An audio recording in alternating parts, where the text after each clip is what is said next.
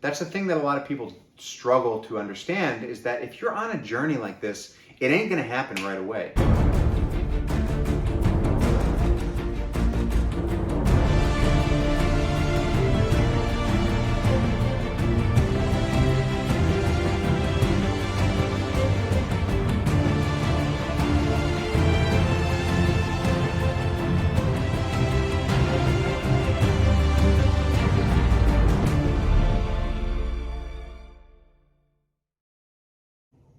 Hey everyone, Andrew here, Melbourne Superman, and I wanted to come on and talk a little bit about my experience and my history with certain things.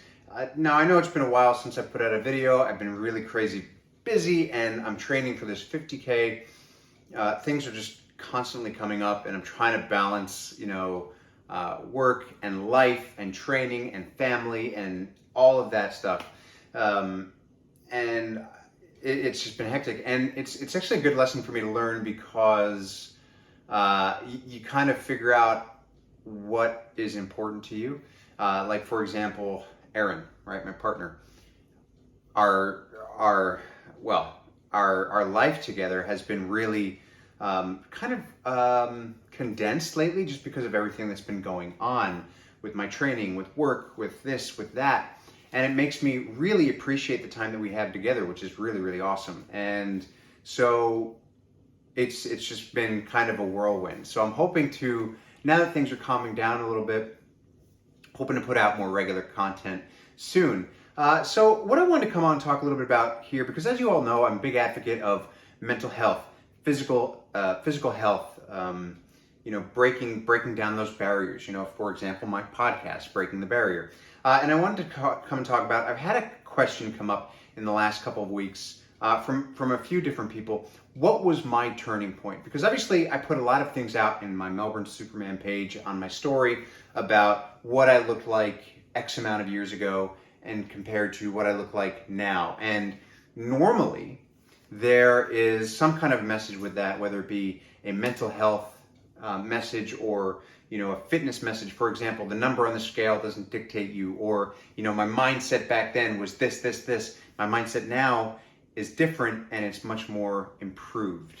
So over the course of the last 20 years or so, there have been a lot of things that I've gone through. You go back and look at my video based on my story on what I've gone through with my health, and you'll get a semblance of an idea of what it is that I'm talking about. Where I kind of scratched the surface there. But the question, what was my turning point? So what does that mean? So the turning point in the way that they meant it was, what was the turning point for you in terms of, as in me, where it stopped becoming yo-yo dieting and fad diets and lose weight, gain weight, lose weight, gain weight, nasty relationship with food, binging, purging, anorexia, bulimia. Where was the turning point where that all stopped and you just started to figure things out? And the truth is that there have been a couple of turning points over the years, but I think the biggest turning point that I had was when I started working with my trainer, my current trainer, PJ James, and Paul James. And that was kind of like, because obviously I'm a trainer, I've been a trainer for a long time, but getting a trainer myself was a real kind of eye-opener for me, because it had me learn how to be accountable to someone other than myself. Now, your journey is not about how others feel about you, right? You're not doing it for anybody else but you. But having that crutch there, which was only a crutch for a short time, now he's a supplement. I still work with PJ. He's a supplement to me now. In other words, we still talk once every week, once every couple of weeks, about whatever it is, like whether it's a specific goal that I have coming up, whether it's something that I've done, whether it's how do I modify this for this current goal kind of thing. But having that. So when I first met Paul, I was doing an acting course in Hollywood at the Beverly Hills Playhouse. And, I was networking there, I was working with people there. And at that stage, to me, I was getting ready for that course in the ways that you would. I was learning my lines, I was learning scenes, I was working on my craft, right? But I was also physically getting ready to go to LA And what did that mean for me? It meant losing weight, trimming up, leading up. So that was the last time. That was in 2000, I think 17 or 18. And that was one of the last times that I had yo-yo dieted. It wasn't the last time, it was one of the last times. And I got down to about, I think 70, I don't know, like 72 or 73 kilograms. And I think that's what, like 160 something pounds, which for me, my frame is kind of light. I didn't look unhealthy or anything, but I certainly was skinnier than I needed to be. And that, long story short, when I got back from there, I met Paul there. He was the one leading the fitness training every morning, which we had to do. We had to do fitness training every morning because a big part of being an actor is not only being ready to portray a certain emotion, but you have to be physically healthy as well to be able to do that. And so we would do these hikes every morning. And so that's how I met Paul. And when I got back from LA, I skyrocketed from 73 or 74, whatever it was, to 100 almost 105. I think 105. Now, after the course, I had spent a week there with my mom in LA, and I just kind of ate everything that I could because I was done with the course. I didn't need to be worried about being on camera anymore. So I probably gained about 5 kilos there. I was just eating crappy foods, and when I got back, I started working at a restaurant, and I gained all that weight, so much weight. And I reached out to PJ because before I left LA, he gave me a book and a DVD based on his experience going from being fit to fat and back. So it's a great YouTube documentary. It's free to watch. It's basically his journey. So this guy, he's like a fitness model, right? He's been on the cover of Men's Health, and he wanted to go from a place where he was really lean and sort of underwear model ready to the heaviest and unfittest he could get in 6 months, and then in another 6 months go right back. So that was a real inspirational thing to watch. And so I knew, like, when I saw that, I was like, well, this guy's the guy for me because he knows what it's like. Even though he's only done it for this long, he's seen the mental aspects of it. Like, this guy who's been fit all of his life now all of a sudden doesn't want to swap out the pizza for the healthy option because it takes that. It's that quick that the things can just switch, and all of a sudden you go from fit to this guy who's just like, your life is run by food, right? And so I was like, he's been through this, he knows what he's doing, I'm gonna talk to him. So we talked, and the thing about it was, at that point, I was 100, 105, whatever it was. First thing we had to do was I had to lose weight. I had to lose some body fat because I was not healthy. So we did that. We worked on the food, worked on the training, and he was like, look, the training is going to be fine. You've trained all your life. You know how to be consistent. We've got to get you consistent with food. Because at that point, I had tried every diet. I've tried everything. I've done this, done that, but I've never really stayed consistent with anything. So we worked on that. And that was kind of like the turning point. Yes, we had ups and downs throughout the way, but it was kind of like it would get to a point where I'd make some good progress and then I would, binge and lose it and do stupid things. Not stupid, but silly things.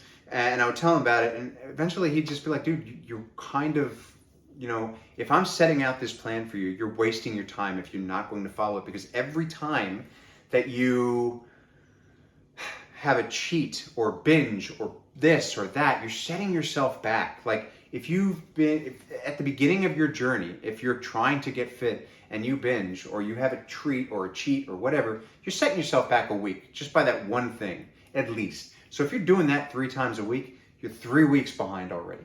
And it took that. It took him, saying to me, dude, what are you doing? Like, you've got to stay consistent, otherwise this is never going to work.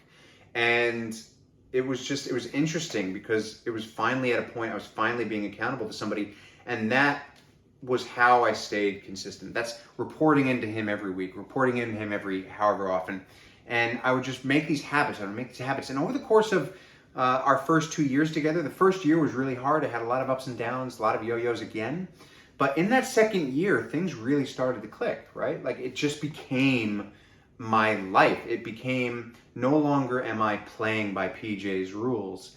These rules are now becoming my rules. It's becoming my life. And that's the thing. That's the thing that a lot of people struggle to understand is that if you're on a journey like this, it ain't gonna happen right away. Like, you've got to be consistent for like a year before it becomes any sort of lifestyle. And I know that seems like a long time, but what's a year in comparison to the rest of your life, right? It's such a small sacrifice to make if you want to kind of go the distance. And that's what happened. Like, over the course of that year, then the second year, and then it became, this is just who I am.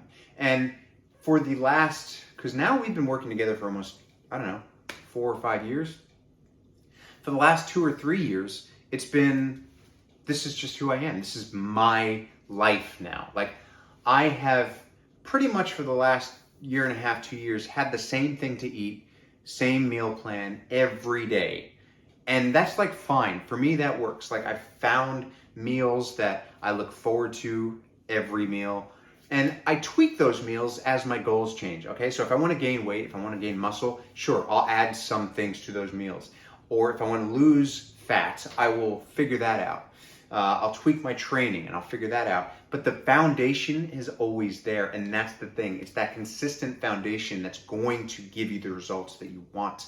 And that was the turning point, figuring that out, changing my relationship with food, with training, with choices, and figuring out how to sort of, okay, so you've got training, you've got nutrition, you've got the choices and the mentality, and they're all going in this parallel line, right? And sometimes, if you're not doing it right, sometimes a couple of those lines intersect and you're great. And that's where you want to be. Sometimes they go in opposite directions. That's not where you want to be. And that's where I was at. All of these things were going in opposite directions, and I couldn't figure out why. And it was simply because I wasn't staying consistent. I wasn't letting my body acclimate to anything long enough, because I would eat well for like a week, 2 weeks, if that, maybe like 5 days, 6 days, and then I would go crazy and have something silly. Or I would do these training routines for like a couple of weeks, and then I would stop. Like, probably this is the longest that I've gone training consistently ever. And it's only been, like, really, when you think about it, it's only been, so I've been working with PJ for like 4 years, 5 years, however long. The last 2 or 3 years have been the most consistent in my life. And when you think about that, I've been doing this dance with fitness and health and training since I was like, 13 or 14 years old. That's 25 years almost. 2 or 3 years to stay consistent, to become that better version of yourself, isn't a big deal. It's hard. It's a hard pill to swallow, but it's like, what's the alternative? The alternative is, well, if you're living an unhealthy life, you know what the alternative is, and that's not fun either. So learning how to be accountable to not only PJ, but to myself, and giving myself the opportunity to actually see these things through, that was huge. That was huge for me. So those are kind of like the lessons that I learned. That was the turning point. I would highly recommend, if you haven't yet gotten somebody to help you on your journey, figure that out. Find somebody who can help you on your journey. I'm a PT. I work with Team Accountable. You can work with me. You can find somebody else who is close to you. But if you're struggling and you don't know why, and you feel like you've been doing all the right things for all the time, but nothing's changing, there's something missing, and you need possibly help to figure that out. And that's okay. It's okay to ask for help. So yeah, I guess I wanted to talk a little bit about that, because I felt, that last video that I put out about my story, where I talk about my, where I went from high school to sort of now, talking about all my relationships that I lost with my friends, talking about the things that have affected me. I feel like, especially because I've been asked so many times, what was the turning point? I felt like that was only part one of the story, and this maybe is only part two. Maybe there's more parts to this. I don't know. But I wanted to come out and I wanted to talk a little bit about that, because I think that sometimes people need to hear that it's not easy. It's not a magic pill. It's not ever going to be possible to change your life in a week, in 2 weeks, in 3 weeks, even 4 weeks to 6 weeks. Sure, that's the path that you need to take. Starting on that 3, 4, 5, 6 week journey, that's the first step. But that's the first step of 1,000 steps, of 10,000 steps, right? You have to be in it for the long haul, and you have to understand that that's what it's going to take. Unless you're genetically gifted. I mean, there are people out there who are like genetically gifted, and they can like look at a weight, look at a gym, and be all of a sudden, that's not like everybody, right? That's not like a normal thing. So for the most of us, for 99.9% of us, we have to put in the work, the effort, the longevity to keep ourselves going. So always remember that. Always remember that. So that's I guess the second part of my story. Like I said, I'm gonna start trying to put out a little bit more content soon. I do want to put out more content about my running and my training for this ultra that's coming up. So I do have plans to do that. And then of course I want to get back into pop culture stuff. I want to get back into suit reviews. I've got a couple of suits that I still need to review. I also want to get back into talking to other people about what it is that they're excited about. I really want to get, like, for example, David Frumholtz, great photographer, awesome. I'm going to get him on the channel to talk a little bit about Superman Returns, because obviously I've done the reviews for Superman 1, 2, 3, 4, well, reactions really, so make sure you go and check those. So there's hopefully a lot of things coming. I'm really, really excited to get some of that stuff out. So remember, as always, if you like it, please like the video, subscribe to the channel, click on the notifications bell so you can be notified whenever I put out a new video. Make sure you visit me at Melbourne Superman on Instagram, Melb Superman on Twitter, Melbourne Superman on Vero, wherever it is that you need to find me, I'll be there. I'm always around. And make sure that if you want life coaching or personal training, you reach out to myself or Team Accountables, and I will be there to, catch you if you fall. So look, thank you so much for watching, and I will catch you next time.